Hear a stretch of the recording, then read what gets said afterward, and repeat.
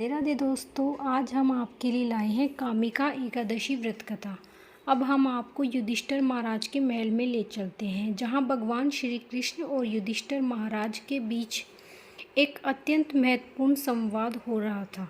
हे राजन, एक समय जीवों के कल्याण के लिए नारद मुनि ने यह प्रश्न अपने पिता ब्रह्मा जी से किया था। ब्रह्मा जी ने उन्हें जो वर्णन किया वह मैं आपको कहता हूँ, ध्यानपूर्वक सुनिए। पितामह, क्या आप मुझे कामिका एकादशी के बारे में बतलाएंगे? तो वो बोले कि हाँ वत्स, कामिका एकादशी, इसकी महिमा इतनी दिव्य है कि इसके श्रवण मात्र से अश्वमेध यज्ञों का फल प्राप्त होता है। इस दिन जो व्यक्ति तुलसी दल से भगवान श्री हरि की पूजा करता है, उसे स्वर्ण और चांदी दान करने के समान फल प्राप्त होता है। कामिका एकादशी के दिन तुलसी पूजन का विशेष महत्व है। इस दिन भगवान केशव को नव अंकुरित तुलसी मंजरी अर्पित करनी चाहिए।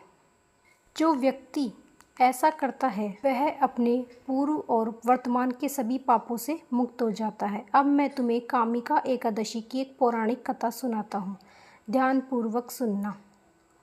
एक समय धर्मध्वज राजा की पुत्री के रूप में तुलसी जी अवतरित हुई थी। उस समय भगवान नारायण की तपस्या हेतु वे अनेकों तीर्थ स्थान में भ्रमण कर रही थी।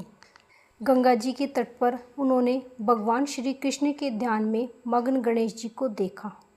अत्यंत सुंदर पीताम्बरधारी, शुद्ध और ध्यान मग्न गणेश जी को देखकर तुलसी उन पर मोहित हो गई और उनसे विवाह करने की अपनी इच्छा उनके समक्ष प्रकट कर दी। तपस्या भंग होने पर भगवान श्री गणेश बोले कि हे देवी, आप कौन हैं? आपके यहाँ आगमन का क्या कारण है? क्या आप नहीं जानती कि तपस्वी का ध्यान भंग करना पापजनक होता? तब तुलसी जी ने कहा, मैं राजा धर्मध्वज की कन्या हूँ और योग्य पति प्राप्त करने हेतु यहाँ तपस्या करने आई हूँ। आपको देखकर मैं आपसे आकृष्ट हूँ और आपसे विवाह करना चाहती हूँ। तब गणेश जी बोले कि हे देवी, मेरी आपसे विवाह करने की कोई इच्छा नहीं है। कृपया करके आप मुझसे अपना ध्यान हटाकर किसी और योग्य वर की तलाश करें। गणेश जी के ऐसे वचन सुनकर तुलसी जी को क्रोध आ गया और वह बोली कि आप मुझसे विवाह नहीं करना चाहते तो आपका विवाह 2 कन्याओं से होगा। ऐसा कहकर वह गणेश जी के गजमुख का उपहास करने लगी।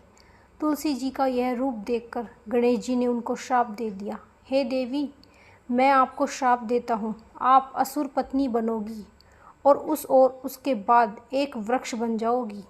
अब यह सुनकर तुलसी जी को अपनी भूल का आभास हुआ और वह गणेश जी से प्रार्थना करने लगी कि वह अपना श्राप वापस ले लें। तब गणेश जी बोले कि हे देवी, तुम भगवान नारायण की प्रिय बनोगी।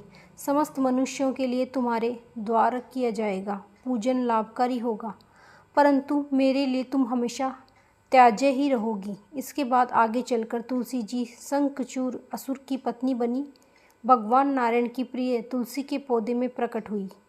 आगे भगवान श्री कृष्ण कहते हैं, जो व्यक्ति कामिका एकादशी के व्रत का पालन करता है उसे संपूर्ण पृथ्वी के दान, बछड़े समेत किए गए गाय के दान के समान फल प्राप्त होता है। यह एकादशी सबसे शुद्धतम और पापों को नाश करने में प्रबल है। जय श्री हरि विष्णु।